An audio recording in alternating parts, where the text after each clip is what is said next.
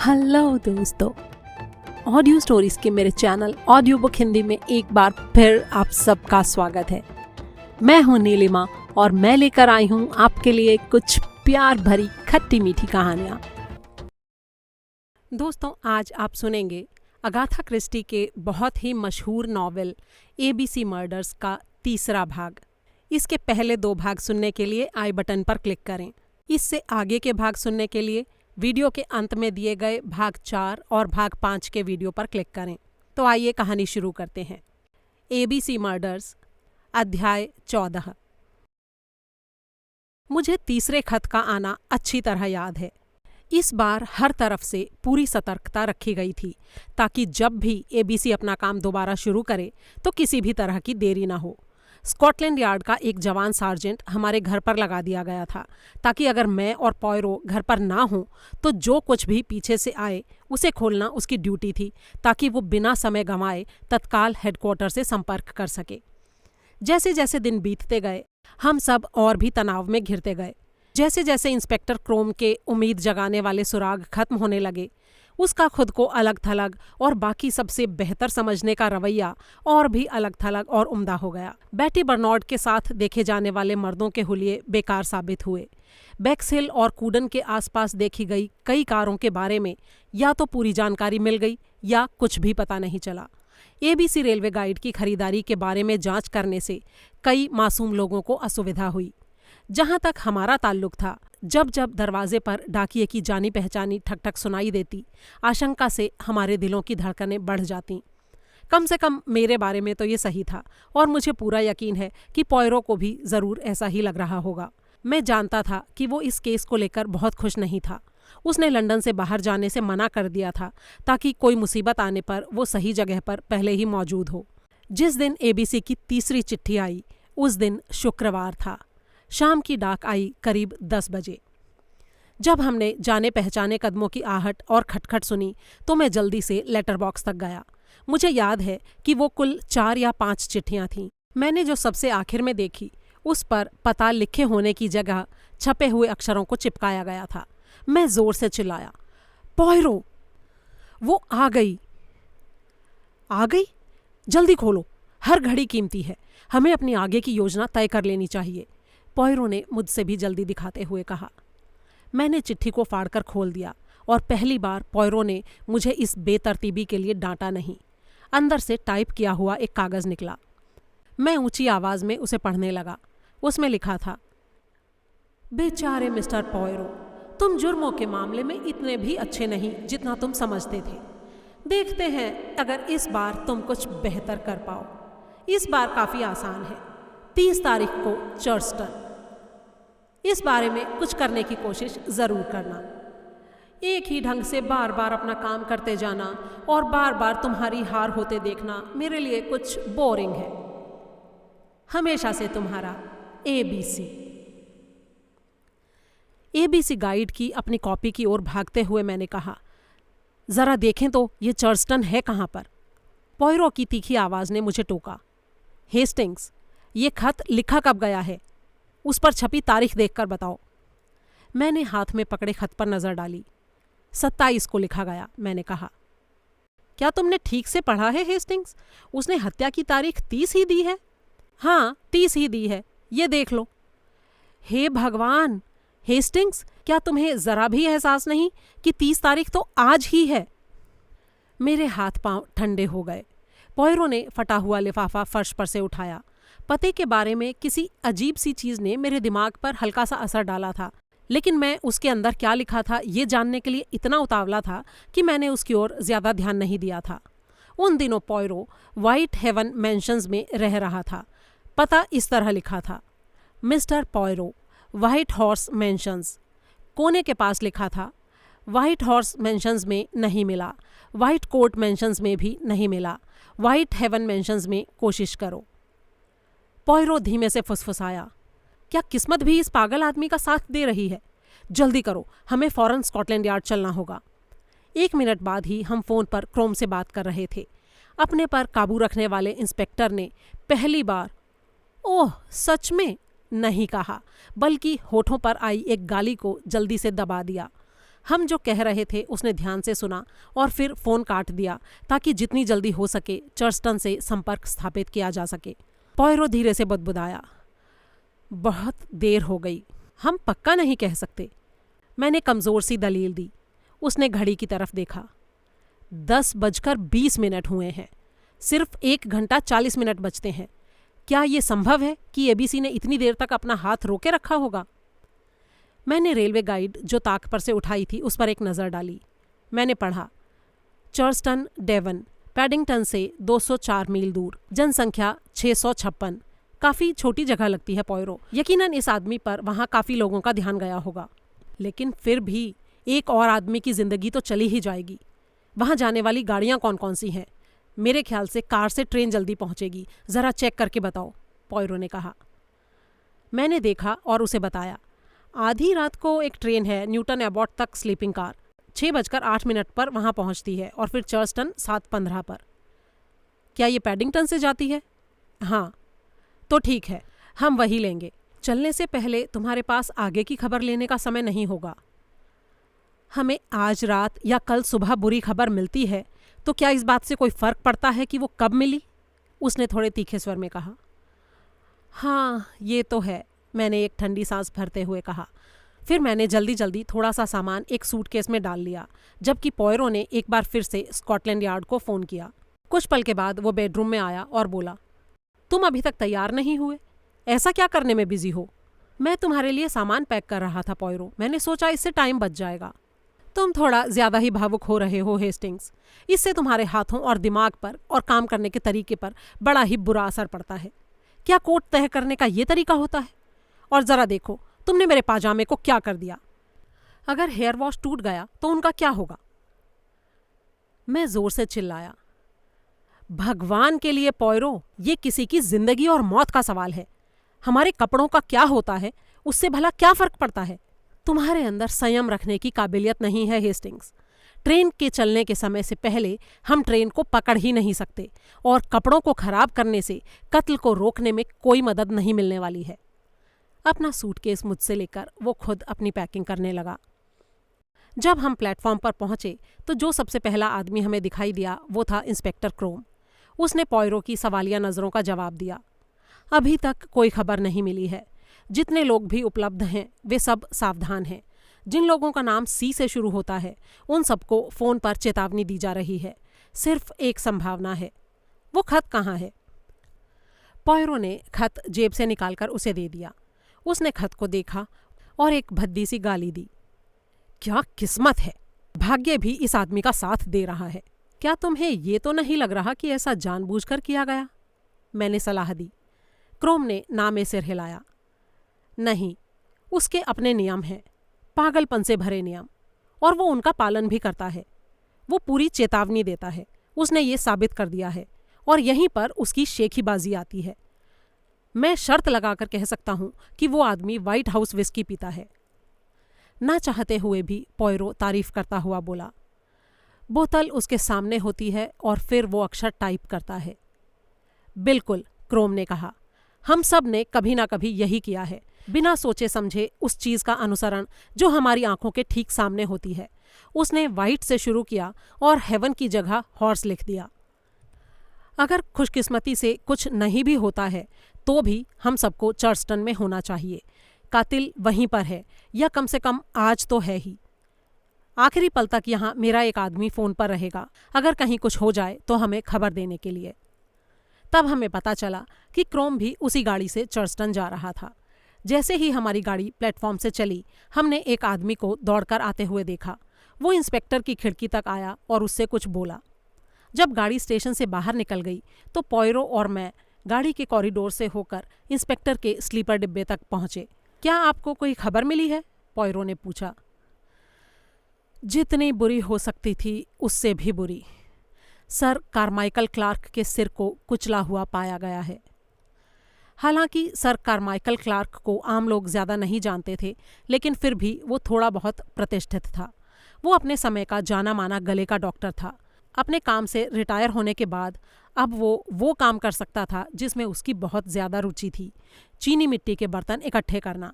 कुछ सालों पहले अपने एक अंकल से बहुत बड़ी रकम विरासत में पा लेने के बाद अब वो अपने इस शौक को जी भरकर पूरा कर सकता था और इसीलिए इन कुछ सालों में वो चीनी कला के जाने माने खजाने का मालिक बन चुका था। वो शादीशुदा था लेकिन उसके बच्चे नहीं थे और डेवन समुद्र तट पर खुद के बनवाए हुए एक घर में वो रहता था। सिर्फ कभी कभी खास मौक़ों पर ही लंदन जाता था, जैसे कि कोई महत्वपूर्ण नीलामी इत्यादि। ये सोचने की भी ज़रूरत नहीं थी कि जवान खूबसूरत बैटी बर्नार्ड की मौत के बाद कारमाइकल की मौत सालों तक अखबारों की सबसे बड़ी सुर्खी बनी रहेगी। पॉयरो ने कुछ सोचते हुए कहा, हो सकता है प्रचार से वो काम हो जाए जो हमारे प्रयासों से नहीं हो सका है। अब पूरा देश एबीसी का इंतज़ार करेगा और हमारी बदकिस्मती ये है कि वो खुद भी यही चाहता है। मैंने कहा, हाँ ये बात तो सही है, लेकिन हो सकता है कि यही उसकी बर्बादी की वजह बन जाए। सफलता की तसल्ली के बाद हो सकता है वो थोड़ा लापरवाह हो जाए। मुझे यही उम्मीद है कि शायद उसे अपनी ही चालाकी का नशा हो जाए। ये सब कितना अजीब है पॉयरो। मेरे मन में एक विचार आया और मैं हैरानी से बोला, क्या तुमने इस बात पर गौर किया कि ये इस तरह का पहला अपराध है जिस पर तुम और मैं एक साथ काम कर रहे हैं? अभी तक जितने भी कत्लों पर हमने काम किया है वो सब निजी कारणों से किए गए थे। हाँ ठीक कहते हो मेरे दोस्त, अब तक हमेशा ही हमें भीतर से काम करना पड़ा है। मृतक का बीता हुआ कल हमारे लिए हमेशा महत्वपूर्ण रहा है। सबसे अहम मसला होता है उसकी मौत से किसको फ़ायदा है, उसके आसपास के लोगों में से किसके पास जुर्म करने का मौका था। बात हमेशा समय पर जुर्म की रही है। हमारे आपसी साथ में पहली बार ये एक क्रूर और बिना किसी व्यक्तिगत कारण के की गई हत्या है, बाहर से की गई हत्या। लेकिन इसमें एक बात और भी है, उसका पता लगाना ज़्यादा आसान है क्योंकि वो पागलपन है। किसी चतुर या सयाने इंसान द्वारा किया गया अपराध ज़्यादा उलझा हुआ होता है। यहाँ सिर्फ उसकी सोच को पकड़ने की बात है। ये एबीसी का मामला, इसमें कई गलतियाँ हैं। बस अगर मुझे इसके पीछे की सोच समझ में आ जाए तो सब कुछ बहुत ही साफ और आसान हो जाएगा। इतना कहकर उसने एक गहरी सांस खींचकर अपना सिर हिलाया और धीमे स्वर में बोला, ये अपराध अब और नहीं होने चाहिए। मुझे जल्दी ही सच्चाई का पता लगाना होगा हेस्टिंग्स। अब जाओ थोड़ा सो लो, कल हमारे पास बहुत कुछ होगा करने के लिए। अध्याय 15। चर्चटन, जो एक तरफ ब्रिक्सहैम और दूसरी तरफ पैंगटन के बीच स्थित है, 10 साल पहले तक सिर्फ गोल्फ का एक मैदान था और मैदान के नीचे एक हरा फैलाव या नीचे समुंदर की तरफ जाता हुआ।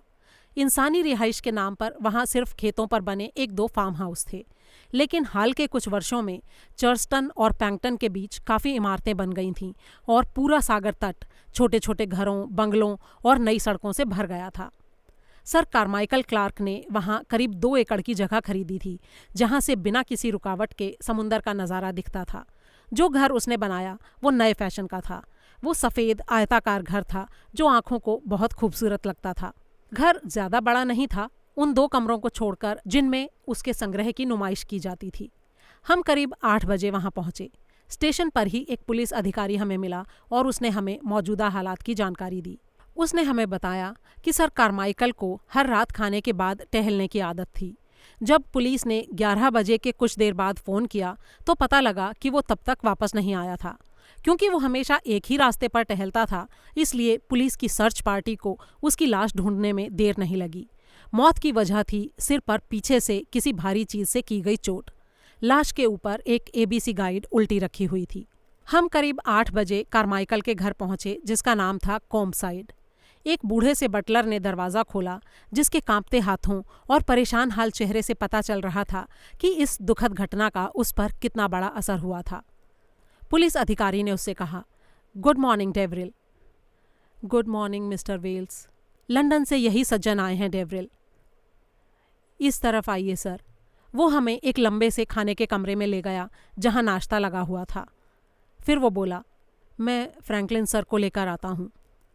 1-2 मिनट के बाद एक लंबे ऊंचे धूप सेकने से तांबे के रंग जैसे हो गए आदमी ने कमरे में प्रवेश किया।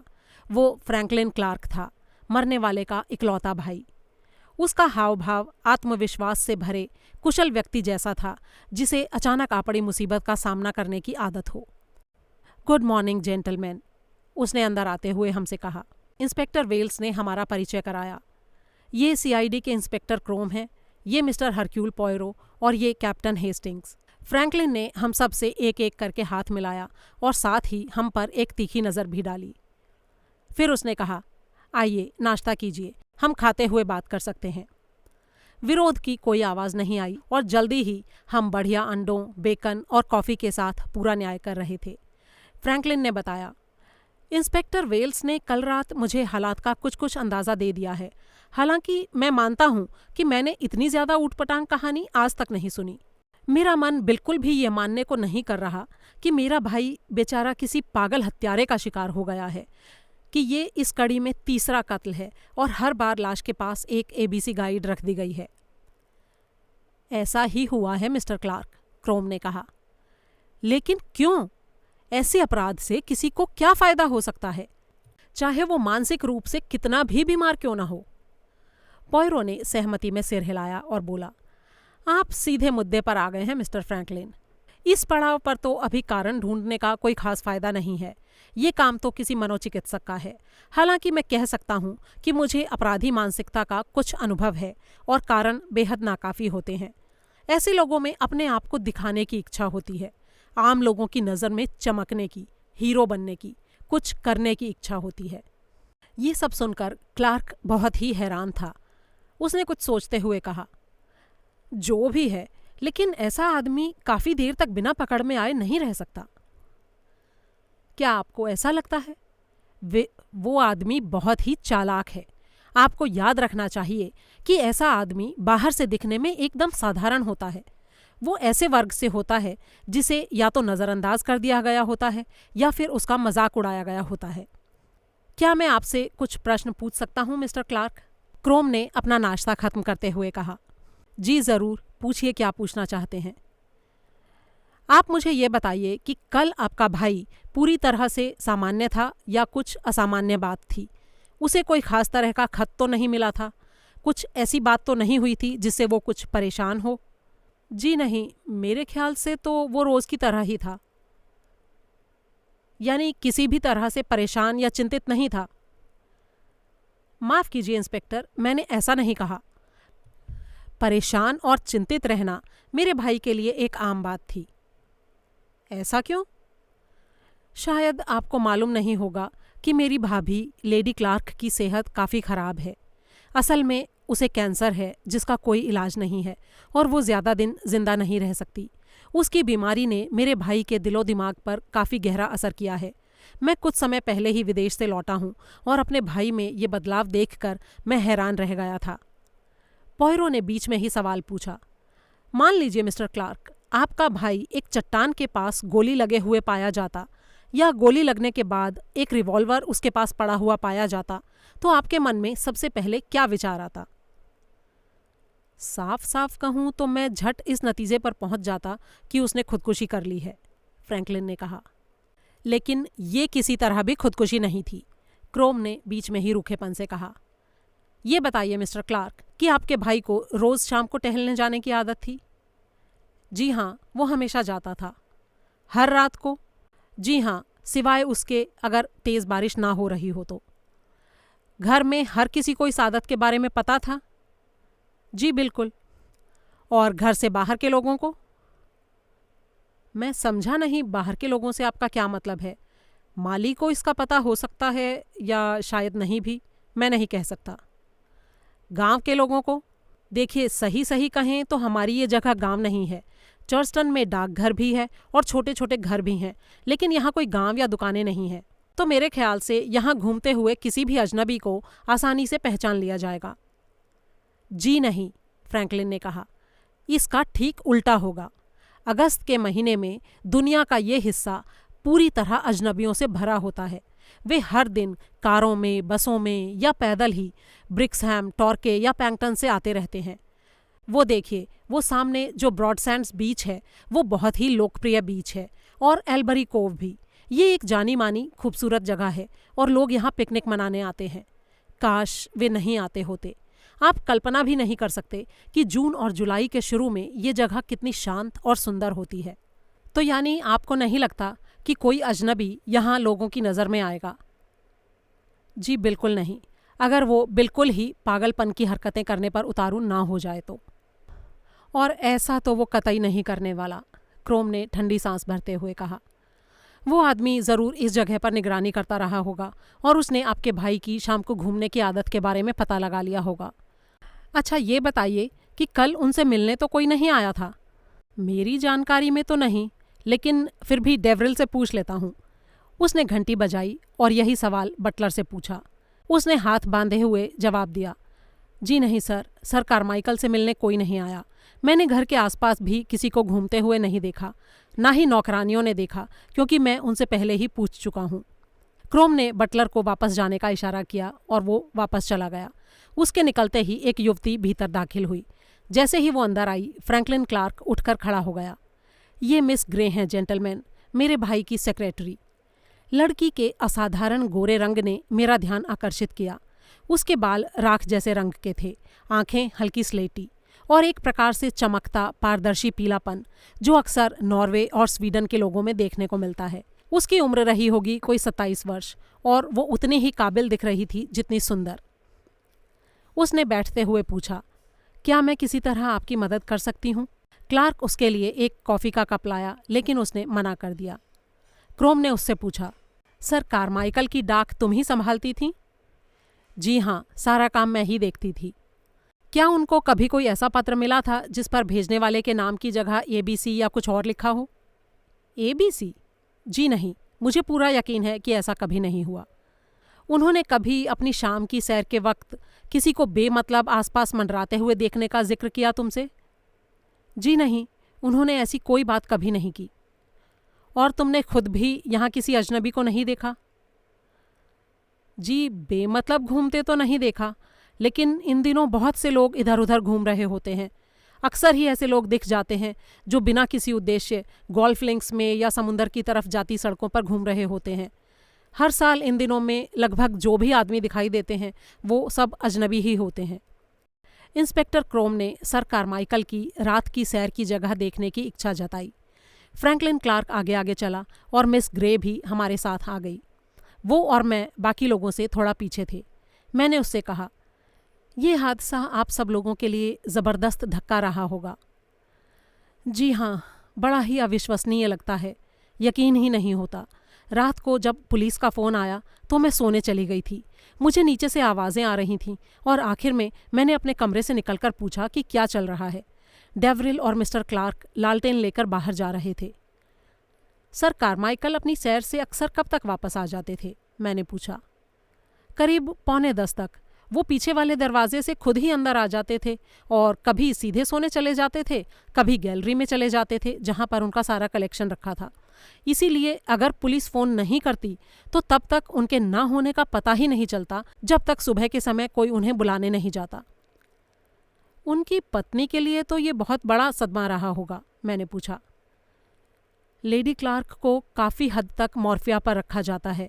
मेरे ख्याल में तो वो इतनी सुन्न सी रहती हैं कि उन्हें पता ही नहीं लगता आसपास क्या चल रहा है। अब तक हम बगीचे के दरवाजे से निकलकर गोल्फ लिंक्स में आ गए थे। उसके एक किनारे से होते हुए हम सीढ़ी पार करके एक ढलाव वाली घुमावदार सड़क पर पहुंच गए। फ्रैंकलिन क्लार्क ने हमें बताया, ये एल्बरी कोव की तरफ जाती है, लेकिन 2 साल पहले एक नई सड़क बनाई गई जो ब्रैडसेंड्स और फिर एल्बरी कोव जाती है, इसलिए ये सड़क अब काफ़ी सुनसान रहती है। हम सड़क पर आगे चलते गए।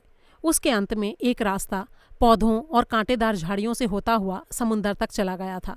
अचानक हम एक हरी भरी पट्टी पर निकल आए जहाँ से नीचे समुंदर दिखता था और तट के चमकते सफ़ेद पत्थर। चारों ओर गहरे हरे पेड़ नीचे समुंदर तक जा रहे थे। ये एक बहुत ही खूबसूरत जगह थी, सफ़ेद, गहरी हरी और नीलम के रंग की। कितना सुंदर, मैंने हैरानी से कहा। क्लार्क उदास स्वर में बोला, ये मेरे भाई की रात की सैर की जगह थी।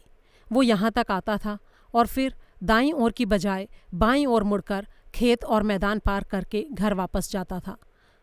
हम आगे बढ़ते रहे और मैदान के बीचों बीच झाड़ी के पास उस जगह पर पहुँच गए जहाँ उसकी लाश मिली थी। क्रोम ने सिर हिलाया। काफ़ी आसान। वो आदमी यहाँ अंधेरे में खड़ा होगा, आपके भाई ने कुछ भी नहीं देखा होगा जब तक कि उसके ऊपर वार नहीं हो गया होगा। मेरे पास खड़ी लड़की कांप उठी। फ्रैंकलिन क्लार्क ने उससे कहा, अपने आप को संभालो थोड़ा, ये बहुत ही पाशविक है, लेकिन सच्चाई से कतराने का कोई फ़ायदा नहीं। हम घर वापस चले गए, जहाँ फ़ोटो लिए जाने के बाद शव को ले जाया गया था। जब हम चौड़ी सीढ़ियाँ चढ़ रहे थे, एक डॉक्टर हाथ में काला बैग पकड़े एक कमरे से बाहर आया। क्लार्क ने उससे पूछा, हमें बताने के लिए कोई बात डॉक्टर? डॉक्टर ने सिर हिलाकर इनकार किया।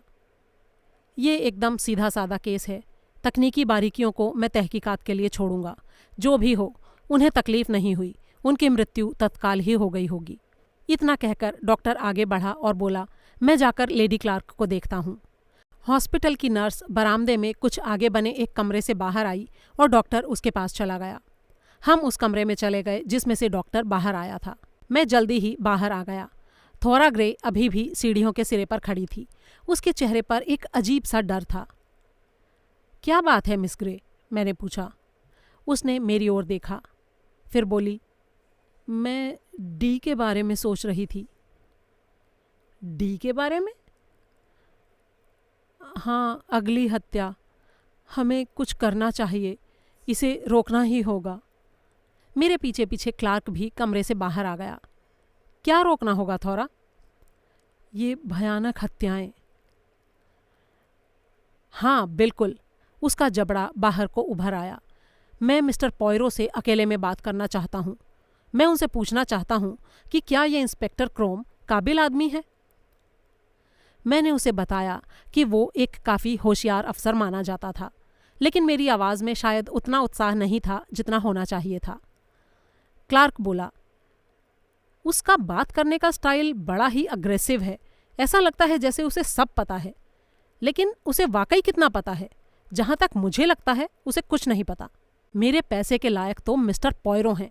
मेरे पास एक योजना है, लेकिन मैं उसके बारे में बाद में बताऊंगा।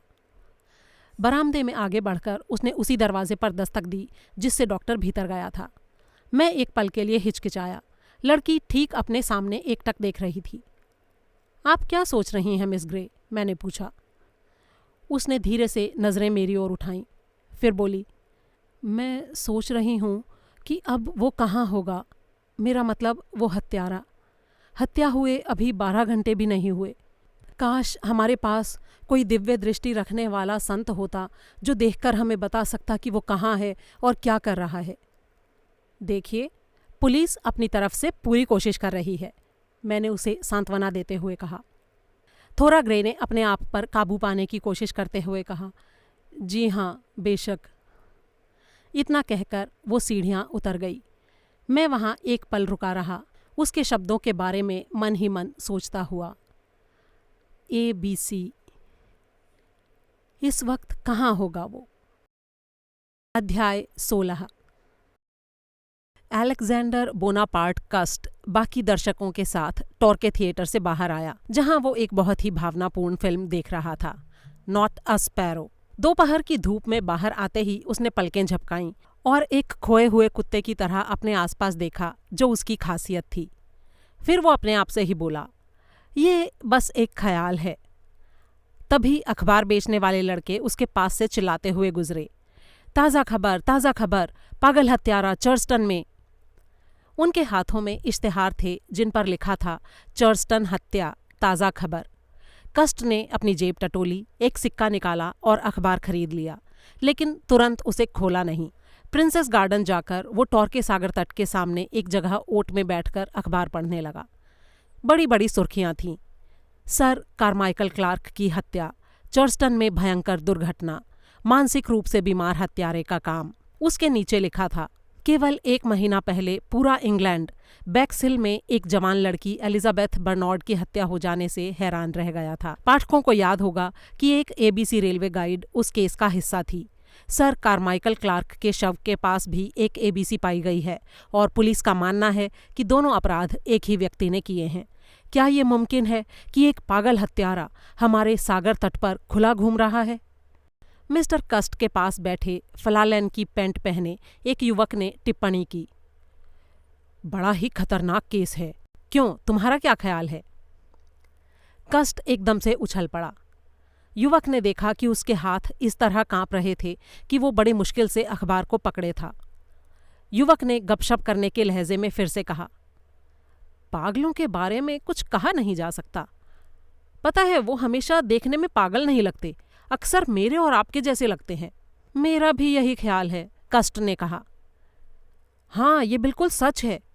कई बार तो युद्ध उनका दिमाग हिला देता है और फिर वो कभी ठीक हो ही नहीं पाते। शायद तुम ठीक कह रहे हो, कस्ट ने कहा। मुझे लड़ाइयाँ युद्ध अच्छे नहीं लगते, युवक ने कहा। कस्ट उसकी ओर मुड़ा, फिर धीरे से बोला, मुझे प्लेग, कैंसर और दूसरी बीमारियां अच्छी नहीं लगती, लेकिन फिर भी वो होती तो हैं। अरे लेकिन युद्धों को तो रोका जा सकता है ना, युवक ने बड़े ही यकीन के साथ कहा। कस्ट हंस पड़ा और कुछ देर तक हंसता ही रहा। युवक कुछ सतर्क हो गया।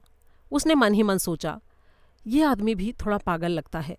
फिर वो बोला, माफ़ी चाहता हूं सर, मेरे ख्याल में आप युद्ध पर गए हैं। हाँ, गया था, और उसने मुझे बहुत अस्थिर कर दिया। तभी से मेरा सिर ठीक नहीं रहता, दुखता ही रहता है, बुरी तरह दुखता रहता है। ओह, इसके लिए मुझे अफसोस है, युवक ने अटपटी आवाज़ में कहा। कभी कभी तो मुझे पता ही नहीं चलता कि मैं क्या कर रहा हूँ। क्या वाकई? अच्छा, अब मुझे चलना चाहिए, युवक बोला और जल्दी से वहाँ से उठकर चला गया। वो जानता था कि जब लोग अपनी सेहत के बारे में बात करते हैं तो फिर उन्हें रोकना बहुत मुश्किल हो जाता है। कस्ट अपने अखबार के साथ वहीं बैठा रहा। वो उसे बार बार पढ़ता रहा। लोग उसके सामने से गुजरते रहे। अधिकतर लोग उसी हत्या की बात कर रहे थे। काफ़ी देर के बाद कस्ट ने बड़ी सफाई से अखबार की तह बनाई और सीट पर रख दी। फिर वो उठकर आराम से शहर की ओर चल दिया। अनेकों लड़कियां उसके पास से गुजरीं, सफ़ेद, गुलाबी, नीले रंग के फ्रॉक और गर्मियों की पोशाकें पहने। वे हंसती और खिलखिलाती जा रही थीं। उनकी आंखें पास से गुजरने वाले मर्दों को तौल रही थीं। एक बार भी उनकी आंखें एक पल के लिए भी कस्ट पर नहीं ठहरीं। शहर पहुंचकर वो एक रेस्टोरेंट में चला गया और एक छोटी मेज़ पर बैठकर उसने चाय और डेवनशर क्रीम का ऑर्डर दिया। अध्याय 17। सर कारमाइकल क्लार्क की हत्या के बाद ABC रहस्य बहुत ही मशहूर हो गया। अखबारों में अब और ज़्यादा कुछ नहीं होता था। कई तरह के सुराग मिलने की खबरें आतीं। बताया जाता कि जल्दी ही कई गिरफ्तारियां होने वाली थीं। हत्या से दूर दूर से संबंधित किसी भी व्यक्ति या जगह की तस्वीरें छपतीं। जो भी कोई इंटरव्यू देना चाहता उसका इंटरव्यू छप जाता। संसद में इसके बारे में सवाल पूछे जाते। अब एंडोवर हत्या को भी दूसरी दोनों हत्याओं के साथ जोड़ दिया गया था। स्कॉटलैंड यार्ड का मानना था कि ज़्यादा से ज़्यादा प्रचार करने से ही हत्यारे को पकड़ा जा सकता है। ग्रेट ब्रिटेन की सारी जनता अब शौकिया जासूस बन गई थी। डेली फ्लिकर अखबार को ये शीर्षक छापने की प्रेरणा मिल गई, वो आपके शहर में हो सकता है। और इन सब के बीचों बीच इनका केंद्र बिंदु था पॉयरो। उसे भेजे गए पत्र भी अखबार में छापे गए और उनकी कॉपियां भी बनाई गईं। उसे अपराधों को न रोक पाने के लिए खूब गालियां भी दी गईं और ये कहकर उसका बचाव भी किया गया कि वो जल्दी ही कातिल का नाम बताने वाला था। पत्रकार उसे लगातार इंटरव्यू के लिए तंग करते। आज मिस्टर पॉयरो ने क्या कहा? नीचे बेवकूफ़ी भरी बातों से भरा एक पूरा कॉलम होता। मिस्टर पॉयरो स्थिति को गंभीरता से लेते हैं।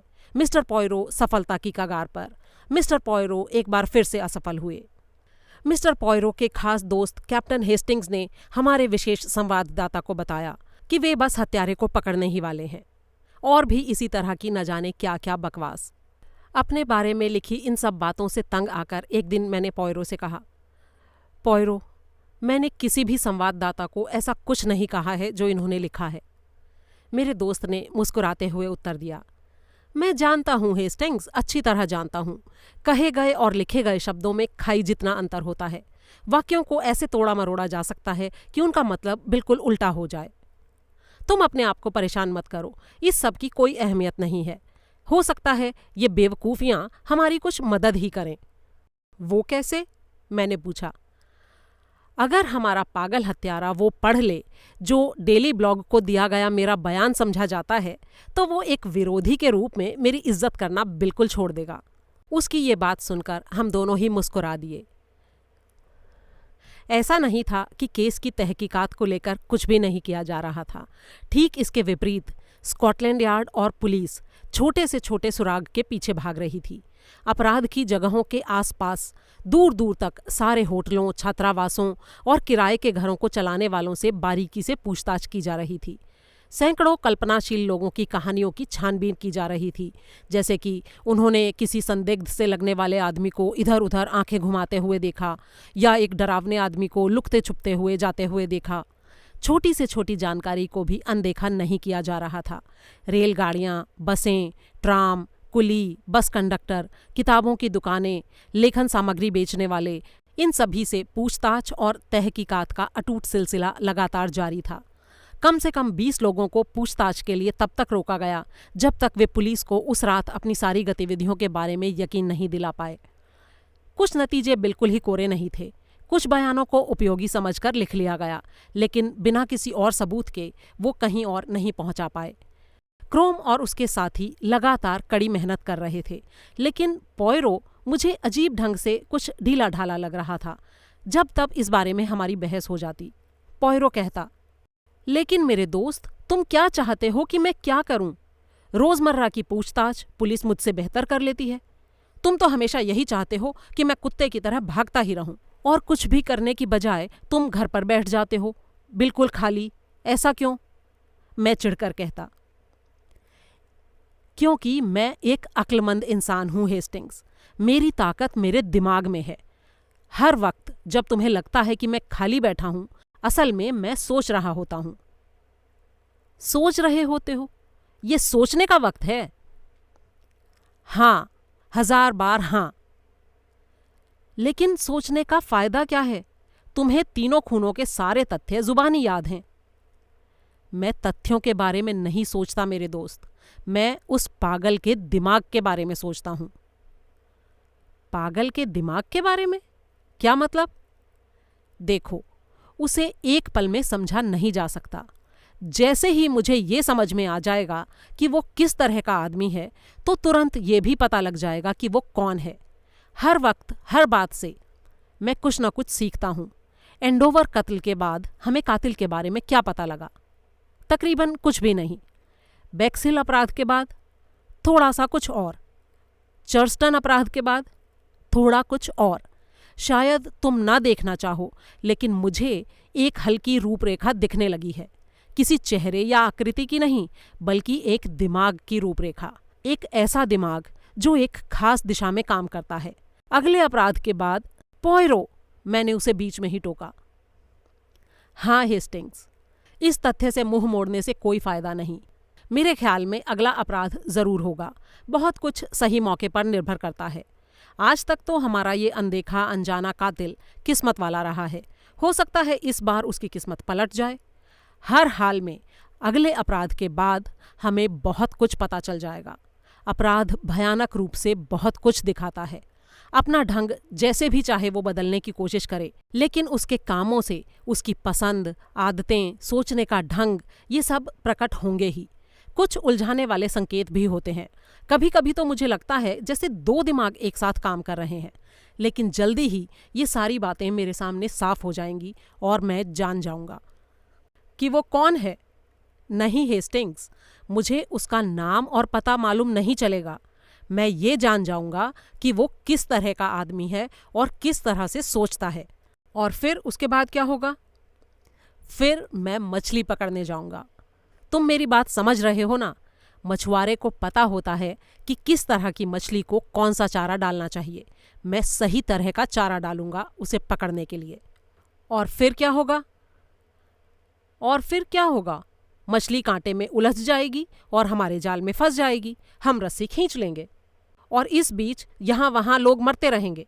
सिर्फ 3 लोगों की मौत हुई है, जबकि हर हफ्ते 120 लोग सड़क दुर्घटनाओं में ही मारे जाते हैं। अरे वो दूसरी बात है, मैंने कहा। मरने वालों के लिए शायद एक ही बात है हेस्टिंग्स। बाकी लोगों, रिश्तेदारों, दोस्तों के लिए ज़रूर फ़र्क है, लेकिन इस केस में मुझे एक बात की खुशी है। ओहो, चलो मुझे भी बताओ क्या खुशी की बात है। ताने मत मारो हेस्टिंग्स। मुझे इस बात की खुशी है कि इस केस में बेगुनाहों को खुद को गुनाह के साए में खड़े पाने की पीड़ा नहीं है। लेकिन क्या ये और भी बुरा नहीं है? बिल्कुल नहीं। शक के माहौल में जीने से ज्यादा तकलीफदेह और कुछ नहीं है।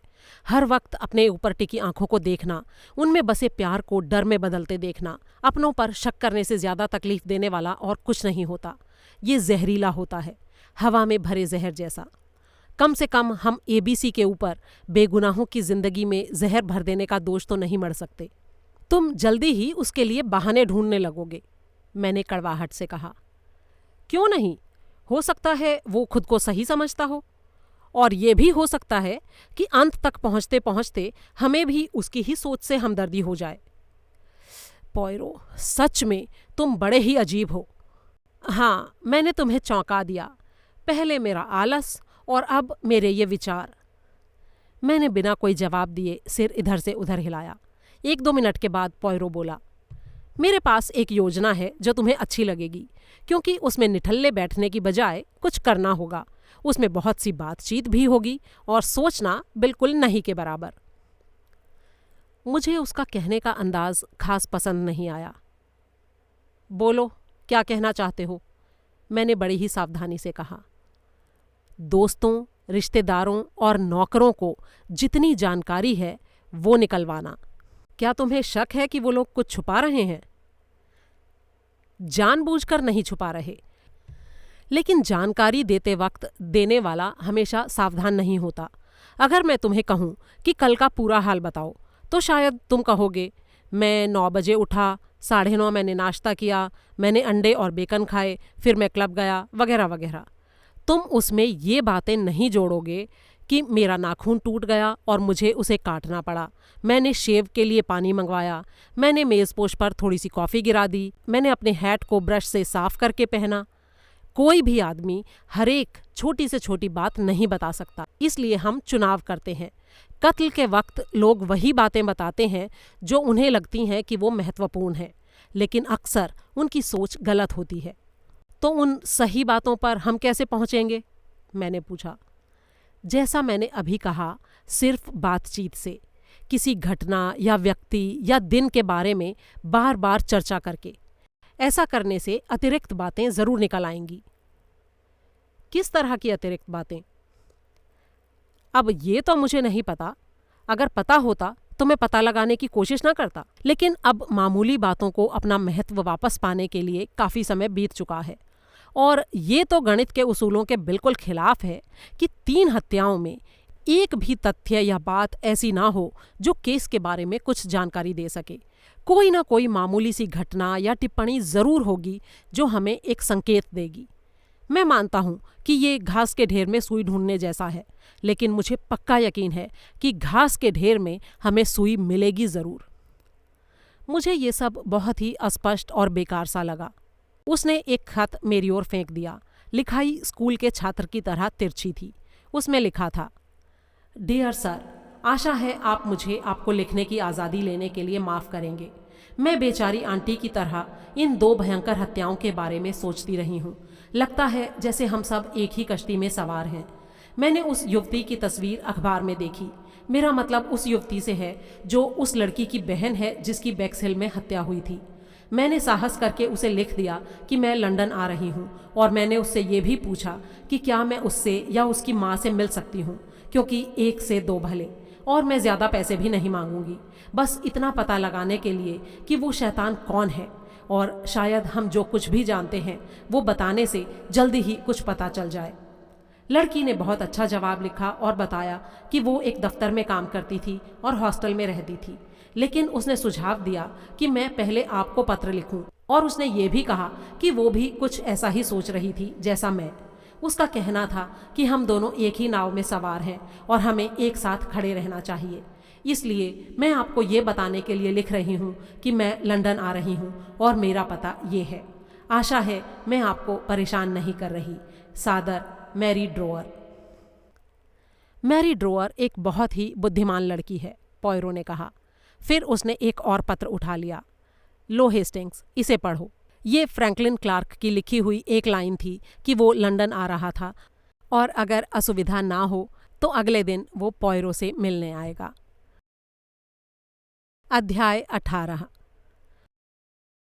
फ्रैंकलिन क्लार्क अगली दोपहर 3 बजे पहुंचा और बिना इधर उधर की बात किए सीधा मुद्दे पर आ गया। मिस्टर पॉयरो, मैं खुश नहीं हूं। मतलब? मुझे इस बात में कोई शक नहीं है कि क्रोम एक काबिल अफसर है, लेकिन ईमानदारी से कहूं तो वो मुझे गुस्सा दिला देता है। उसका मैं सब कुछ जानता हूं वाला जो रवैया है वो मुझे बहुत चिड़चिड़ा देता है। जब आप चर्स्टन में थे तो मैंने आपके इस दोस्त को बताया था कि मेरे मन में क्या है, लेकिन मुझे अपने भाई के बहुत से काम निपटाने थे और मैं ज़्यादा समय नहीं निकाल पाया। मिस्टर पॉयरो, मेरा ख्याल है कि हमें वक्त बिल्कुल बर्बाद नहीं करना चाहिए, बल्कि सीधे आगे बढ़ना चाहिए। हमें अगले अपराध के लिए तैयार रहना चाहिए। जी ज़रूर, बताइए आप क्या चाहते हैं, पॉयरो ने कहा। मैं व्यवस्थित होना चाहता हूँ। मतलब? मैं एक खास तरह का दल बनाना चाहता हूँ जो आपके अधीन काम करे, जिसमें सारे मरने वालों के दोस्त और रिश्तेदार हों। अच्छा विचार है, पॉयरो ने कहा। मुझे खुशी हुई कि आपको ये विचार पसंद आया। हम लोग मिलकर सोचेंगे तो ज़रूर कुछ ना कुछ हाथ लगेगा। इस बात की ज़्यादा संभावना तो नहीं है, लेकिन फिर भी ऐसा संभव तो है कि जब अगली धमकी आएगी तब सही जगह पर मौजूद होने के कारण हम में से कोई एक शायद किसी ऐसे आदमी को पहचान ले जो घटनास्थल पर मौजूद रहा हो। मैं आपकी बात समझ रहा हूँ मिस्टर क्लार्क, लेकिन ये याद रखिए कि दूसरे मरने वालों के रिश्तेदार और दोस्त आपके वर्ग से नहीं हैं। वे सब नौकरी पेशा हैं और अगर उन्हें थोड़ी बहुत छुट्टी मिलती भी होगी तो उनके लिए। फ्रैंकलिन क्लार्क ने उसे बीच में ही टोक दिया। यही बात है, मैं अकेला ही ऐसा आदमी हूँ जो खर्चा उठाने की हालत में है। ऐसा नहीं है कि मैं बहुत धनवान हूँ, लेकिन मेरा भाई अमीर आदमी था और वो सब कुछ आखिरकार मेरे पास ही आएगा। इसीलिए मैं एक विशेष दल बनाना चाहता हूँ जिसके सदस्यों को उनके काम के लिए वही रकम दी जाएगी जितनी उन्हें आमतौर पर अपनी नौकरी में मिलती है। साथ में जो भी उनका अतिरिक्त खर्च हुआ हो वो भी मैं उन्हें दूंगा। तो आप क्या चाहते हैं कि इस दल में कौन कौन शामिल हों? मैं ये सब सोच चुका हूँ। सच तो ये है कि मैंने इस बारे में मिस मीगन बर्नार्ड को भी लिखा था। एक तरह से ये उसका भी विचार है। मेरा सुझाव है कि मैं, मिस बर्नार्ड और डोनाल्ड फ्रेजर, जो मरने वाली का मंगेतर था, इस दल में हों। एंडोवर वाली उस औरत की एक भांजी भी है जिसका पता मिस बर्नार्ड को मालूम है। वो हमारे दल में शामिल हो सकती है। उसका पति मुझे नहीं लगता कि हमारे काम का होगा। मैंने सुना है कि वो अक्सर नशे में धुत रहता है। मुझे ये भी लगता है कि बैटी बर्नार्ड के माता पिता काम करने के लिए कुछ ज़्यादा बूढ़े हैं। और कोई? पॉयरो ने पूछा। और मिस ग्रे। कहते कहते वो कुछ लाल हो गया। ओह, मिस ग्रे। पॉयरो के अतिरिक्त दुनिया में और कोई भी इस तरह 2 शब्दों में ही व्यंग्य का पुट नहीं भर सकता। फ्रैंकलिन क्लार्क की उम्र करीब 35 वर्ष कम लगने लगी। अचानक वो स्कूल में पढ़ते लड़के की तरह झेंप गया। देखिए, मिस ग्रे मेरे भाई के साथ 2 साल से थी। वो इस जगह और यहाँ के लोगों को अच्छी तरह से जानती है। मैं तो 1.5 साल से बाहर ही था। पॉयरो ने उस पर रहम खाकर बातचीत को दूसरी ओर मोड़ दिया। आप तो पूर्व की साइड रहे हैं ना, चीन में? जी हाँ, मेरा काम घूम घूम कर अपने भाई के लिए सामान खरीदना था। ये तो बहुत दिलचस्प रहा होगा। मिस्टर क्लार्क, मुझे आपका ये विचार बहुत पसंद आया। मैं कल ही हेस्टिंग्स को कह रहा था कि हत्याओं से संबंधित लोगों को दोबारा मिलना बहुत ज़रूरी है। सारी बातों को याद करके एक साथ जोड़ना और उनकी तुलना करना भी ज़रूरी है। जो भी हो, बात करना ज़रूरी है।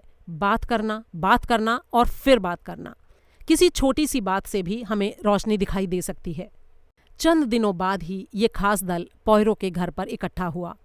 जब सब आज्ञाकारी भाव से पॉयरो की ओर देखते हुए बैठे थे तो मैं उनके पास से गुजरा, ध्यान से देखते हुए और अपने मन पर पड़ी पहली छाप को पक्का करते हुए। तीनों लड़कियां असाधारण रूप से आकर्षक थीं। थोरा ग्रे का अद्भुत गोरा रंग, मीगन बर्नार्ड का सांवला आकर्षण, उत्तरी अमेरिका के आदिवासियों सा निश्चल चेहरा, काले कोट और स्कर्ट में सुंदर और दमकते चेहरे वाली मैरी ड्रोअर, लंबा ऊंचा तांबे के रंग का बातूनी फ्रैंकलिन क्लार्क और चुप चुप रहने वाला डोनाल्ड फ्रेजर ठीक एक दूसरे के विपरीत थे। पॉयरो अपने आप को रोक नहीं पाया और उसने एक छोटा सा भाषण दे डाला।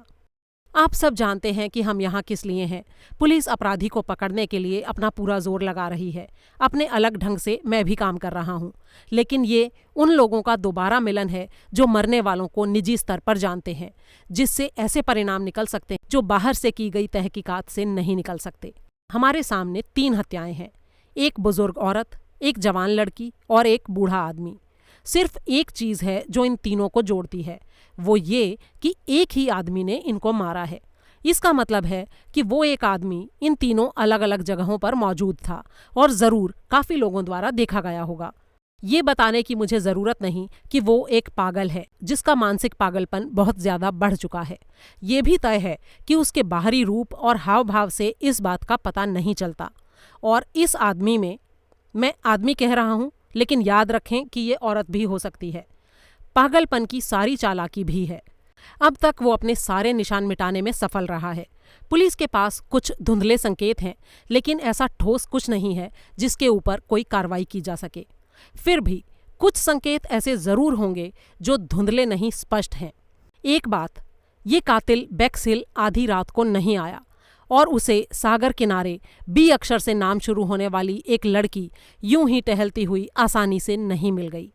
क्या हमें इस सब में जाना ज़रूरी है? ये कहने वाला डोनाल्ड फ्रेजर था। उसके शब्द जैसे किसी भीतरी दर्द के दबाव से निकले थे। उसकी ओर मुड़ते हुए पॉयरो ने कहा, हर बात में जाना ज़रूरी है सर। यहाँ आप अपनी भावनाओं को बचाने के लिए, सोचने से बचने के लिए नहीं आए हैं, बल्कि अगर ज़रूरी हो तो मामले की तह तक जाने के लिए, उन्हें दुख देने के लिए आए हैं। जैसे कि मैं कह रहा था, इत्तेफाक ने एबीसी को कत्ल करने के लिए बेटी बर्नार्ड नहीं दे दी थी। ये उसके द्वारा चुनाव किया गया था, इसलिए सोचा समझा खून हुआ। कहने का मतलब ये है कि उसने पहले से ही उस जगह को अच्छी तरह देखा भाला होगा, कई बातों की जानकारी ली होगी। एंडोवर में अपराध करने का सबसे अच्छा टाइम, बेक्स हिल का पूरा सिनेरियो, चर्स्टन में सर कारमाइकल की आदतें। कम से कम मैं ये मानने को तैयार नहीं कि ऐसा कोई संकेत नहीं होगा, हल्का सा भी क्यों ना हो, जिससे उसकी पहचान हो सके। मेरा मानना है कि आप में से हर कोई कुछ ऐसा जानता है जो उसे पता नहीं कि उसे पता है। देर सवेर आप लोगों के आपसी सहयोग की वजह से कुछ ना कुछ तो सामने ज़रूर आएगा और ऐसा महत्व पा लेगा जिसकी इस समय हम कल्पना भी नहीं कर सकते। ये एक चित्र पहेली की तरह है। आप में से हर एक के पास चित्र का एक एक टुकड़ा हो सकता है बिना आपके जाने, लेकिन अगर उन्हें जोड़ दिया जाए तो वो पूरे चित्र का कम से कम एक हिस्सा तो साफ बना ही देंगे। तभी अचानक मीगन बर्नार्ड बीच में बोली, ये सब सिर्फ शब्द हैं। जी क्या? पॉयरो ने प्रश्नसूचक दृष्टि से उसे देखा। जो आप कह रहे हैं वो केवल शब्द हैं, उससे कोई मतलब निकलने वाला नहीं है, मीगन बर्नार्ड ने कहा। मैरी ड्रोअर उसकी बात काटते हुए बोली, लेकिन कई बार आप बात करते समय ही अपना रास्ता साफ साफ देख पाते हैं। कई बार आपके जाने बिना कि ये कैसे हुआ, आपके विचार तय हो जाते हैं। बात करने से हम किसी न किसी नतीजे पर अवश्य पहुंचते हैं। बाकी लोग भी मैरी की बात से सहमत थे। पॉयरो ने कहा, तो ठीक है, चलिए शुरू करते हैं। मेरा ख्याल है कि आप सब लोग हत्या से पहले की अपनी यादों को फिर से दोहराएं। आप शुरू कीजिए मिस्टर क्लार्क। क्लार्क ने कुछ सोचते हुए कहना शुरू किया। मैं याद करने की कोशिश करता हूँ। जिस सुबह कारमाइकल की हत्या हुई, मैं जल विहार करने गया था। मैंने 8 मछलियाँ पकड़ी। दोपहर का खाना घर पर खाया। मुझे अच्छी तरह याद है उस दिन खाने में आयरिश स्ट्यू बना था। फिर मैं झूले में सोया, फिर चाय पी, कुछ चिट्ठियाँ लिखीं, लेकिन डाक निकलने के वक्त तक उन्हें लेटर बॉक्स तक नहीं पहुँचा पाया, इसलिए उन्हें डाक में डालने के लिए गाड़ी चलाकर पैंगटन गया। फिर रात का खाना, और ये कहते हुए मुझे कोई शर्म नहीं कि मैंने ई नेस्बिट की एक किताब फिर से पढ़ी जो मैं बचपन में पढ़ा करता था। फिर टेलीफोन की घंटी बजी। इसके आगे की ज़रूरत नहीं मिस्टर क्लार्क। अब ज़रा ये याद करने की कोशिश कीजिए कि क्या आपको सुबह समुंदर की तरफ जाते हुए रास्ते में कोई मिला था? बहुत से लोग मिले थे। क्या आपको उनके बारे में कुछ याद है? इस वक्त तो कुछ भी याद नहीं है, लेकिन कोशिश करता हूँ। शायद एक बहुत मोटी सी औरत थी। उसने धारीदार रेशमी पोशाक पहन रखी थी और उसके साथ 2 बच्चे भी थे। 2 नौजवान थे जो एक कुत्ते के साथ खेल रहे थे, उसके लिए पत्थर फेंक रहे थे। और हाँ, पानी में नहाती हुई एक लड़की जिसके हल्के रंग के बाल पानी में ची ची की आवाज़ कर रहे थे। कितनी अजीब बात है, एक के बाद एक चीज़ें कितनी जल्दी याद आ जाती हैं, जैसे एक तस्वीर बन रही हो। और जब आप दिन में डाक के लिए जा रहे थे उस वक्त? पॉयरो ने पूछा। माली पानी दे रहा था। मैंने एक साइकिल सवार को करीब करीब टक्कर ही मार दी थी। एक बेवकूफ़ सी औरत थी, लड़खड़ाती हुई और किसी दोस्त से चिल्लाकर बात करती हुई। मेरे ख्याल में बस इतना ही था। पॉयरो मिस थोरा ग्रे की ओर मुड़ा। आप कुछ याद कीजिए मिस ग्रे। थोरा ग्रे ने अपनी स्पष्ट आवाज़ में उत्तर दिया। सुबह मैंने सर कारमाइकल को पत्र लिखा, घर संभालने वाली नौकरानी से बात की, दोपहर को सिलाई का काम किया और चिट्ठियां लिखीं। बहुत आम सा दिन था। रात को सोने भी जल्दी चली गई थी। मुझे ये देखकर हैरानी हुई कि पॉयरो ने उससे आगे कुछ नहीं पूछा। वो बोला, मिस बर्नॉट, क्या आप अपनी बहन से आखिरी मुलाकात को याद कर सकती हैं? मेरी उससे आखिरी मुलाकात करीब 15 दिन पहले हुई होगी। मैं वीकेंड के लिए घर आई थी। मौसम अच्छा था और हम स्विमिंग पूल चले गए थे। आप दोनों ने क्या बातें की? पॉयरो ने पूछा। मैंने अपने विचार उसे बताए थे। उसने पैसे की तंगी के बारे में बात की, एक हैट और गर्मी में पहनने वाले 2 ड्रेसेस के बारे में जो उसने तभी खरीदे थे। उसने ये भी कहा कि वो कैफ़े में काम करने वाली लड़की माइली हिगली को नापसंद करती थी और हमने कैफ़े चलाने वाली औरत मैरियन की हंसी भी उड़ाई थी। और मुझे कुछ याद नहीं। उसने किसी मर्द का जिक्र नहीं किया जिससे वो मिलती हो। वो ऐसी बातें मुझसे कभी नहीं करती थी, मीगन ने रुखाई से कहा। पॉयरो ने लाल बालों और चौड़े जबड़े वाले आदमी को संबोधित किया। मिस्टर फ्रेजर, मैं चाहता हूं कि आप अपने मन को समय में पीछे ले जाएं। आपने बताया था कि आप उस शाम कैफ़े में गए थे। आपका विचार तो यही था कि वहीं बैठकर बेटी के बाहर आने का इंतज़ार करें। क्या आपको कोई भी ऐसा आदमी याद है जिसे आपने देखा हो उस समय जब आप वहाँ इंतज़ार कर रहे थे? बहुत से लोग वहाँ तट पर घूम रहे थे। मुझे उनमें से कोई भी याद नहीं है। माफ़ी चाहता हूँ, लेकिन आप वाकई याद करने की कोशिश नहीं कर रहे हैं। मन चाहे कितना भी ख्यालों में खोया हो, आंखें आदतन कुछ न कुछ देख ही लेती हैं, बिना अक्ल इस्तेमाल किए, लेकिन सही सही। युवक ने जिद्दी स्वर में कहा। मुझे कुछ याद नहीं है। पॉयरो एक ठंडी सांस खींचकर मैरी ड्रॉअर की तरफ मुड़ा। मेरे ख्याल से आपको आपकी आंटी की चिट्ठियां आया करती थीं। जी हाँ सर। आखिरी बार कब आई थी? हत्या से 2 दिन पहले। क्या लिखा था उसमें? आंटी ने लिखा था कि वो शैतान आया था और आंटी ने उसे डांटकर भगा दिया, और ये भी कि बुधवार को वो मेरा इंतज़ार करेगी। वो मेरा छुट्टी का दिन होता है और आंटी ने कहा था कि हम पिक्चर देखने जाएंगे। उस दिन मेरा जन्मदिन था। शायद उस छोटे से उत्सव का ख्याल मैरी ड्रॉअर की आंखों में अचानक पानी ले आया। उसने अपनी सिसकी दबाई और उसके लिए माफ़ी मांगी। मुझे माफ़ कीजिएगा सर, मैं बेवकूफ़ दिखाई देना नहीं चाहती। अब रोने से कोई फ़ायदा नहीं। बस आंटी के साथ रहने से मिलने वाली उस खुशी का ख्याल करके मैं परेशान हो गई थी सर। मैं जानता हूँ तुम्हें कैसा महसूस हो रहा होगा, फ्रैंकलिन क्लार्क ने कहा। हमेशा छोटी छोटी बातें ही हमें परेशान करती हैं, खासकर कोई तोहफा वगैरह, कुछ भी खुशगवार बात। मैंने एक बार एक औरत को सड़क दुर्घटना में कुचले जाते देखा। उसने नए जूते खरीदे थे। मैंने उस औरत को वहाँ गिरे हुए देखा और उस फटे हुए पार्सल को भी, जिसमें से वो अजीब से ऊंची एड़ी वाले जूते झांक रहे थे। ये देखकर मैं अंदर तक हिल गया। वो इतने दयनीय लग रहे थे। अचानक मीगन गर्मजोशी से बोली, ये सच है, बिल्कुल सच। बेटी के मरने के बाद भी ऐसा ही हुआ था। माँ ने उसके लिए मोज़े खरीदे थे। उसी दिन माँ बेचारी बिल्कुल टूट गई। मैंने उसे मोज़े पकड़े रोते हुए देखा। वो बार बार कह रही थी, मैंने ये बेटी के लिए खरीदे थे और उसने इन्हें देखा तक नहीं। उसकी आवाज़ हल्की सी कांप गई। वो सीधे फ्रैंकलिन क्लार्क की ओर देखती हुई आगे को झुकी। अचानक उनके बीच परस्पर हमदर्दी उभर आई, एक जैसी तकलीफ में महसूस होने वाला अपनापन। तभी थोरा ग्रे ने बातचीत का रुख बदल दिया। क्या हम आगे के लिए कोई योजना नहीं बना रहे? बेशक बना रहे हैं, फ्रैंकलिन क्लार्क ने कहा। मेरे ख्याल से जब वो समय आएगा, यानी जब चौथा खत हमें मिलेगा, तब हमको अपनी अपनी ताकत एक दूसरे के साथ मिला लेनी चाहिए। तब तक हम सब अलग अलग अपनी किस्मत आजमा सकते हैं। अगर मिस्टर पॉयरो को लगता है कि ऐसा कुछ है जो तहकीकात में फ़ायदा करे, तो वो हमें बता सकते हैं। हाँ, मैं कुछ सुझाव दे सकता हूँ, पॉयरो ने कहा। जी बहुत अच्छा, मैं उन्हें लिख लेता हूँ, आप बताइए। फ्रैंकलिन ने एक नोटबुक निकाली और पॉयरो के बोलने का इंतजार करने लगा। पॉयरो ने कहना शुरू किया, हो सकता है उस वेट्रेस मिस हिगली को कोई महत्वपूर्ण जानकारी हो। ठीक है, नंबर 1 माइली हिगली, फ्रैंकलिन क्लार्क ने लिखते हुए कहा। मैं काम करने के 2 तरीकों का सुझाव देता हूँ। मिस बर्नार्ड, तुम आक्रामक तरीका आजमा सकती हो। उस लड़की से झगड़ा मोल ले लो।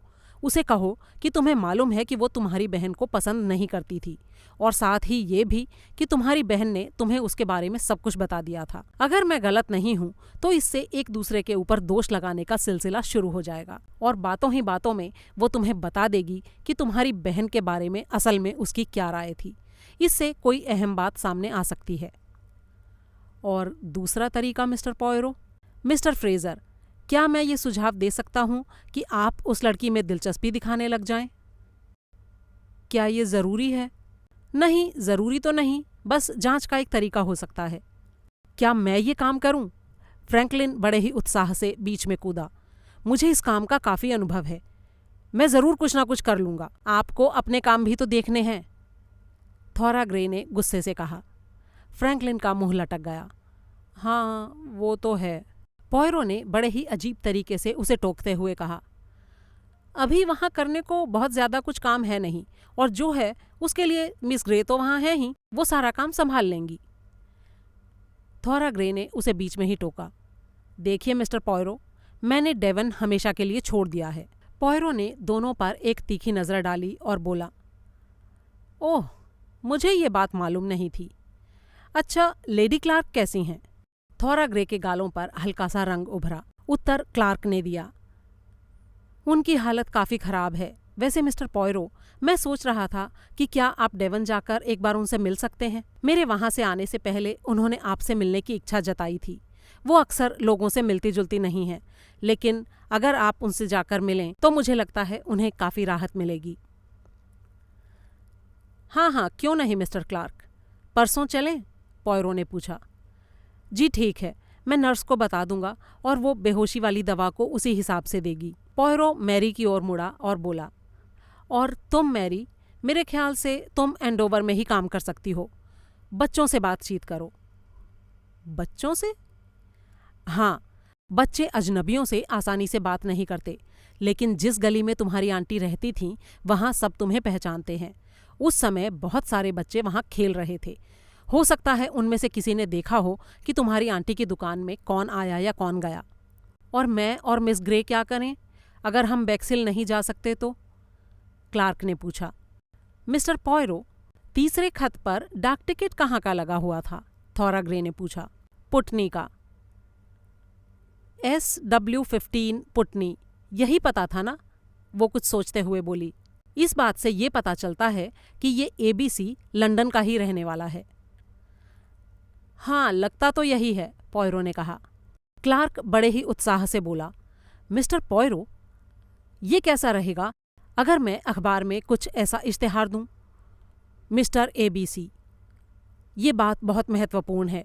हरक्यूल पॉयरो तुम्हारे पीछे है। मेरे चुप रहने के लिए 100 पाउंड लगेंगे। XYZ। ये इतना बुरा भी नहीं है, लेकिन आप मेरा इरादा समझ सकते हैं ना। हो सकता है इससे वो सामने आ जाए, हो सकता है वो मुझसे संपर्क करने की कोशिश करे, या फिर वो मुझे निशाना बनाना चाहे, और अगर ऐसा होगा तो हम तुरंत उसे पकड़ लेंगे। मेरे ख्याल से ये बहुत ही बेवकूफ़ी भरी और खतरनाक हरकत होगी, मिस ग्रे ने तेजी से कहा।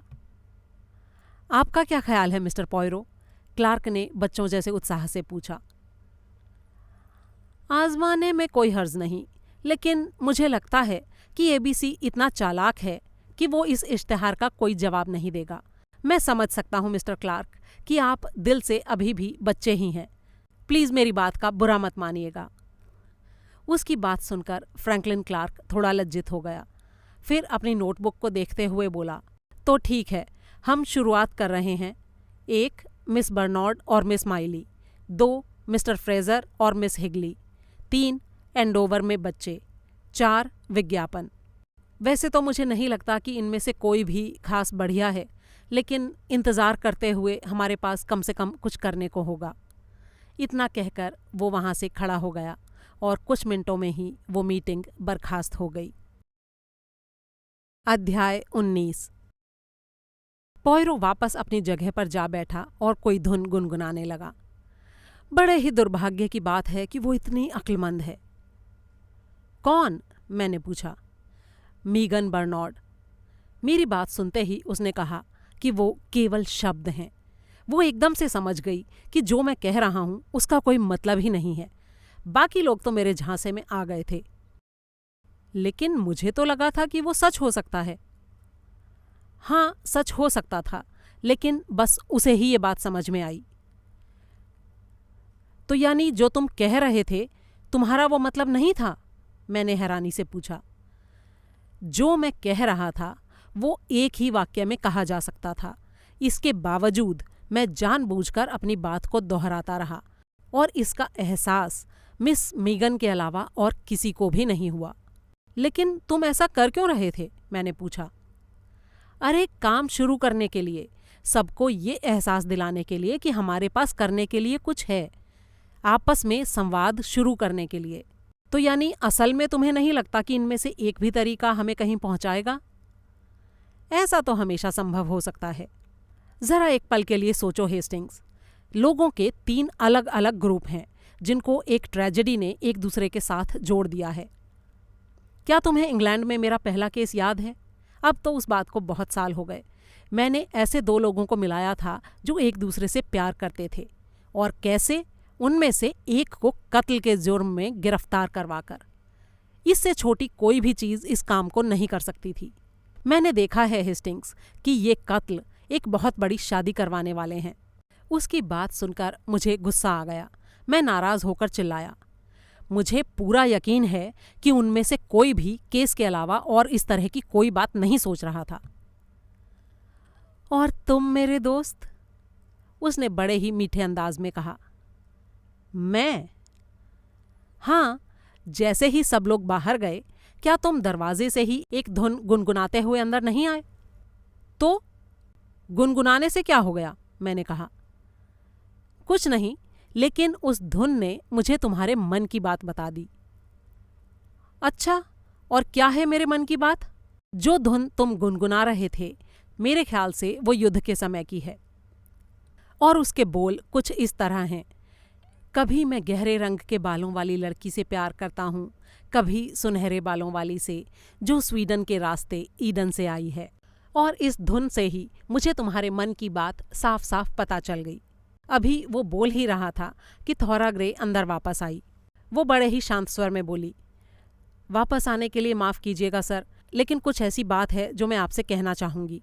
बात केवल इतनी सी है कि मिस्टर क्लार्क ने बड़ी ही आसानी से सबको ये समझा दिया कि मैं कॉमस्टोन अपनी मर्जी से छोड़कर आई थी। वो बहुत दयालु और वफादार आदमी हैं, लेकिन सच तो ये है कि ऐसा कुछ भी नहीं था। मैं रुकने के लिए तैयार थी। आर्ट कलेक्शन को लेकर बहुत काम किया जा सकता है, लेकिन लेडी क्लार्क चाहती थीं कि मैं वहाँ से चली जाऊँ। वो बहुत बीमार हैं और जो दवाइयाँ उसे दी जा रही हैं उनके कारण उसका दिमाग बहुत गड़बड़ा गया है। वो बहुत शक्की और कल्पनाशील हो गई है। वो बिना कारण मुझे नापसंद करने लगी और हट करने लगी कि मैं उस घर से चली जाऊं। मैं उस लड़की के साहस की सराहना किए बिना नहीं रह सका। उसने तथ्यों के ऊपर कोई मुलम्मा चढ़ाने की कोशिश नहीं की, बल्कि पूरी साफ गोई के साथ सीधे मुद्दे पर आ गई। मेरा दिल प्रशंसा और सहानुभूति से उसकी तरफ झुक गया। मैंने उससे कहा, तुम्हारा यहाँ आना और हमें ये सब बताना बहुत अच्छी बात है। उसने हल्की सी मुस्कुराहट के साथ कहा, सच्चाई की राह पर चलना हमेशा बेहतर होता है। मैं मिस्टर क्लार्क की बहादुरी के पीछे छुपना नहीं चाहती। वो बहुत उदार आदमी है। उसके शब्दों में एक जोश था। साफ दिख रहा था कि वो फ्रैंकलिन क्लार्क को काफ़ी पसंद करती थी। अपनी बात कहकर वो उठ खड़ी हुई और बोली, मैं यही कहने आई थी, अब मैं चलती हूँ, गुड बाय। उसके जाने के बाद पॉयरो ने बड़े ही अजीब स्वर में कहा, इस लड़की में आगे देखने की काबिलियत है, और ये बहुत सुंदर कपड़े भी पहनती है। क्रेप, मार्किन और फर का कॉलर, एकदम नया फैशन। फिर अचानक बोलते बोलते उसने बात का विषय बदल दिया। पता है हेस्टिंग्स, मैं अपने मन से ये बात नहीं निकाल पा रहा कि आज दोपहर को हमारी जो बातचीत हुई उसमें कुछ ऐसी बात हुई है जो काफ़ी महत्वपूर्ण है। ये अजीब बात है। मुझे ये नहीं समझ आ रहा कि वो क्या बात थी। बस मेरे मन में एक विचार है जो मुझे किसी ऐसी बात की याद दिलाता है जो मैंने पहले भी सुनी या देखी है। क्या चर्स्टन में कुछ? मैंने पूछा। नहीं, चर्स्टन में नहीं, उससे पहले। लेकिन कोई बात नहीं, धीरे धीरे याद आ जाएगी। फिर उसने मेरी तरफ देखा, हंसा और एक बार फिर से गुनगुनाने लगा। वो लड़की एक फरिश्ता है, स्वीडन के रास्ते ईडन से आई है। मैंने बनावटी नाराजगी से उसे देखा और कहा, पॉयरो, भाड़ में जाओ। अध्याय 20। जब हम दोबारा कोम्बसाइट पहुंचे तो वहां हवा में ही गहरी उदासी छाई थी। कुछ हद तक ये शायद मौसम की वजह से था। घर की नीचे की मंजिल के कमरे बंद थे और जिस छोटे से कमरे में हमें ले जाया गया उसमें ताज़ा हवा की कमी थी और सीलन की गंध फैली थी। एक नर्स अपनी आस्तीन की कलफ लगी मोहरी को खींचती हुई हमारे पास आई। क्या आप मिस्टर पॉयरो हैं? मैं नर्स कैपस्टिक हूँ।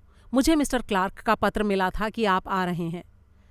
पॉयरो ने लेडी क्लार्क का हालचाल पूछा। उसने कहा, पूरे हालातों को देखते हुए बुरे नहीं हैं। ज्यादा सुधार की उम्मीद तो नहीं की जा सकती, लेकिन नए इलाज से उनका कष्ट थोड़ा कम हुआ है। डॉक्टर लोगन उनकी हालत से काफ़ी खुश हैं। लेकिन क्या ये सच नहीं कि वो कभी पूरी तरह से ठीक नहीं होंगी? पॉयरो ने कहा। इस बात पर नर्स थोड़ा चौंक गई और धीमे स्वर में बोली, ओह, लेकिन हम असल में ऐसा कभी नहीं कहते। मेरे ख्याल से उनके पति की मौत उनके लिए काफ़ी बड़ा आघात था। पॉयरो ने फिर से कहा। देखिए मिस्टर पॉयरो, उनके लिए वो आघात उतना बड़ा नहीं था जितना हो सकता था अगर उनकी सेहत और शक्ति बेहतर होती तो। उनकी इस हालत में उनके लिए सभी चीज़ें काफ़ी धुंधली हैं। क्या उन्हें अपने पति से काफ़ी प्रेम था और पति को उनसे? जी हाँ, वो एक अच्छे दंपति थे। बेचारे मिस्टर क्लार्क उनके लिए बहुत फिक्रमंद और परेशान रहते थे। एक डॉक्टर के लिए ये और भी मुश्किल हालत होती है। वो अपने आप को झूठी आशा पर खुश नहीं रख सकते। मुझे डर है कि इस बात को लेकर शुरू में तो सर कारमाइकल के मन पर बहुत बोझ रहा। शुरू में? और उसके बाद नहीं? पॉयरो ने पूछा। धीरे धीरे आदत हो जाती है सर। और फिर सर कारमाइकल के पास उनका आर्ट कलेक्शन भी था। शौक इंसान के लिए काफ़ी बड़ी राहत होता है। वो कभी कभी नीलामियों के लिए जाया करते थे और उनके बाद वो और मिस ग्रे अपने संग्रहालय को नई सूचियां वगैरह बनाकर नए सिरे से व्यवस्थित करते थे। ओह हाँ, मिस ग्रे, वो तो यहाँ से चली गई है ना? पॉयरो ने पूछा। जी हाँ, मुझे इस बात का अफसोस है, लेकिन कभी कभी बीमार औरतों को इस तरह के वहम हो जाते हैं और उनके साथ बहस नहीं की जा सकती, इसलिए हथियार डाल देना ही बेहतर होता है। मिस ग्रे इस मामले में काफ़ी समझदार थी। क्या लेडी क्लार्क उसे हमेशा से नापसंद करती थी? नहीं, नापसंद तो नहीं करती थी, बल्कि मुझे तो लगता है कि शुरू में वो उसे पसंद करती थी। बातें करते करते हम दूसरी मंजिल पर आ गए। वहाँ हम एक कमरे में दाखिल हुए जहाँ लेडी क्लार्क खिड़की के पास एक बड़ी सी आराम कुर्सी पर बैठी थी। वो बहुत दुबली थी और उसके चेहरे पर बहुत अधिक पीड़ा सहने वाले व्यक्ति जैसी निराशा और चिंता के भाव थे। उसकी आंखों में एक अजीब सा सन्नाटा था। नर्स ने अपनी ऊंची आवाज़ में उससे कहा, मैम, ये मिस्टर पॉयरो हैं जिन्हें आप मिलना चाहती थीं। ओह हाँ, मिस्टर पॉयरो, लेडी क्लार्क ने अस्पष्ट स्वर में कहा। उसने अपना हाथ आगे बढ़ाया। ये मेरे दोस्त हैं, कैप्टन हेस्टिंग्स। आप कैसे हैं? आप दोनों का आने के लिए शुक्रिया। हम लोग उसके अस्पष्ट से इशारे के अनुसार बैठ गए। एक चुप्पी वहाँ छाई थी। लेडी क्लार्क किसी ख्वाब में खो गई लगती थी। जल्द ही कोशिश करके वो अपने ख्यालों से बाहर आई। आप कारमाइकल की मौत के बारे में यहाँ आए हैं ना? हमने कभी नहीं सोचा था कि ऐसा कुछ हो जाएगा। कारमाइकल बहुत ताकतवर था, अपनी उम्र के लिए असाधारण रूप से। वो कभी बीमार भी नहीं हुआ। वो 60 साल का था, लेकिन लगता 50 का था। बहुत ताकतवर था। इतना कहकर वो वापस अपने सपनों में खो गईं। पॉयरो कुछ नहीं बोला। उसे मालूम था कि कुछ दवाएं उन्हें लेने वालों को अनंत समय का आभास देती हैं। कुछ पल बाद अचानक लेडी क्लार्क बोली, हाँ, आपने बहुत अच्छा किया जो आप आए। मैंने फ्रैंकलिन से कहा था, उसने कहा था कि वो आपको बोल देगा। मुझे उम्मीद है कि फ्रैंकलिन बेवकूफ़ी नहीं करेगा। दुनिया देख चुकने के बाद भी वो इतनी जल्दी बहकावे में आ जाता है। ये पुरुष ऐसे ही होते हैं, हमेशा लड़के ही रहते हैं, खास करके फ्रैंकलिन। वो हर किसी पर यकीन कर लेता है। हर चीज़ इतनी धुंधली सी है, मुझे कुछ होश ही नहीं रहता। अपना शरीर भी एक झंझट जैसा लगता है। पता नहीं ये तकलीफ़ कब रुकेगी। मेरे लिए और कोई चीज़ मायने ही नहीं रखती। पता नहीं मैंने आपको यहाँ क्यों बुलाया था। पता नहीं मैं आपसे क्या कहना चाहती थी। क्या ये आपके पति की मौत के बारे में था? पॉयरो ने पूछा। पति की मौत? हाँ हाँ, शायद। वो पागल, वो बेचारा, मेरा मतलब वो हत्यारा। आजकल इतना शोर है हर तरफ, लोग सह नहीं पाते। पागलों के लिए मुझे बहुत हमदर्दी महसूस होती है। उसके दिमाग में ज़रूर कुछ अजीब सा लगता होगा, और फिर बंद रहना बहुत ही भयानक लगता होगा उसे। लेकिन कोई और कुछ कर भी क्या सकता है? आपने अभी तक उसे पकड़ा नहीं? जी नहीं, अभी नहीं। वो उस दिन यहीं कहीं घूम रहा होगा। दरअसल उस समय यहाँ बहुत सारे अजनबी थे लेडी क्लार्क। आजकल छुट्टियों का मौसम है ना, इसलिए। हाँ हाँ, मैं भूल गई थी। लेकिन वो तो नीचे सागर तट पर ही रहते हैं, ऊपर घर तक नहीं आते। लेकिन उस दिन कोई अजनबी घर तक भी नहीं आया था, पॉयरो ने कहा। कौन कहता है? अचानक लेडी क्लार्क का स्वर बिल्कुल बदल गया। पॉयरो हैरान रह गया। लेडी क्लार्क ने बड़े ही स्पष्ट शब्दों में कहा, वो लड़की झूठी है। मैं अपनी कुर्सी पर उछल पड़ा। पॉयरो ने एक नज़र मेरी ओर डाली। लेडी क्लार्क उत्तेजना भरे स्वर में बोलती रही, मुझे वो पसंद नहीं थी। मैंने उसे कभी पसंद नहीं किया। कारमाइकल उसे बहुत मानता था। उसके अनाथ और दुनिया में अकेले होने के बारे में कहता ही रहता था। अनाथ होने में क्या बुराई है? कई बार तो इससे फ़ायदा ही होता है। क्लार्क कहता था कि वो कितनी बहादुर थी और काम करने में कितनी अच्छी। मैं कह सकती हूँ कि वो अपना काम ठीक से करती थी, लेकिन ये नहीं जानती कि इसमें बहादुरी की बात कहाँ से आ गई। आप उत्तेजित मत होइए मैम, नर्स ने बीच में ही टोका। आप थक जाएंगी। मैंने उसे फ़ौरन यहाँ से रवाना कर दिया। फ्रैंकलिन ने मुझे कहा भी कि वो मेरे लिए राहत की बात हो सकती थी। मेरे लिए राहत? मैं जितनी जल्दी उससे छुटकारा पालूं उतना अच्छा है, मैंने उससे यही कहा।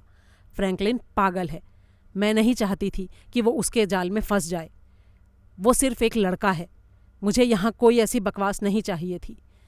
मैंने उससे कहा, अगर तुम चाहते हो तो मैं इसे 3 महीने की तनख्वाह दे देती हूँ, लेकिन इसे यहाँ से जाना ही पड़ेगा। मैं एक दिन के लिए भी इसे घर के अंदर नहीं रहने दूंगी। अब बीमार होने में एक फ़ायदा तो होता है, पुरुष आपसे बहस नहीं कर सकते। तो फ्रैंकलिन ने भी वही किया जो मैं चाहती थी, और वो लड़की यहाँ से चली गई।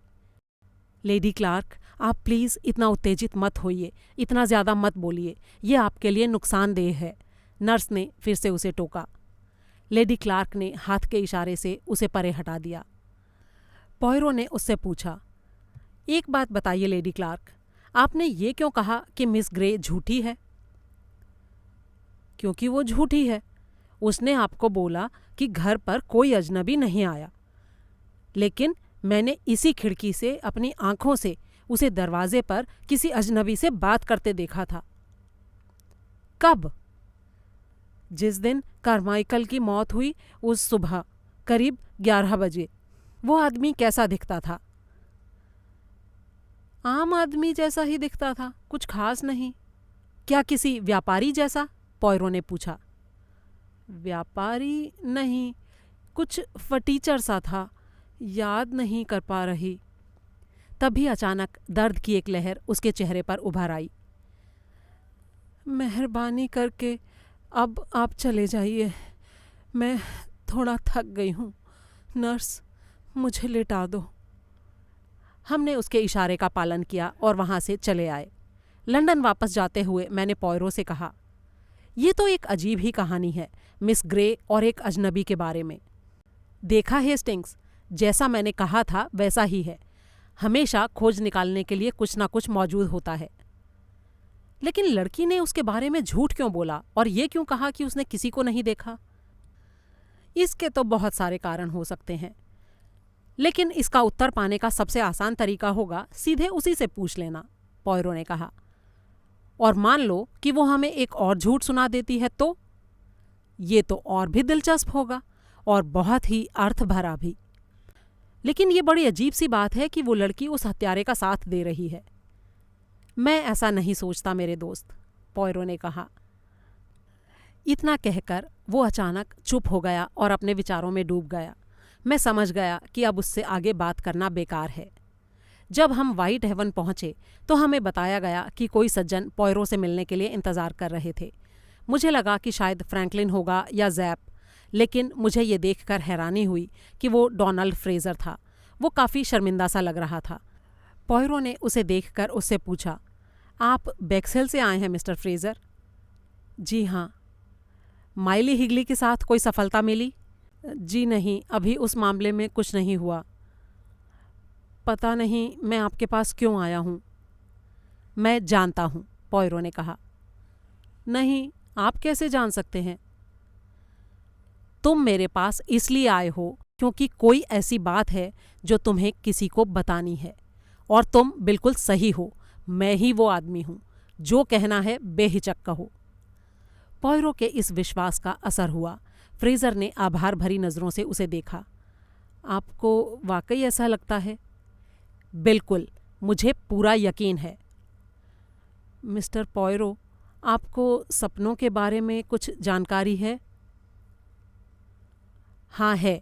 क्या तुम्हें सपने आते हैं? मुझे एक सपना 3 रातों से लगातार आ रहा है सर। मुझे लगता है मैं पागल हो रहा हूँ। मुझे बताओ, क्या दिखता है तुम्हें सपने में? वो हमेशा एक सा ही होता है। मैं समुंदर किनारे हूँ, बेटी को ढूंढ रहा हूँ। वो खो गई है। मुझे उसे ढूंढना है।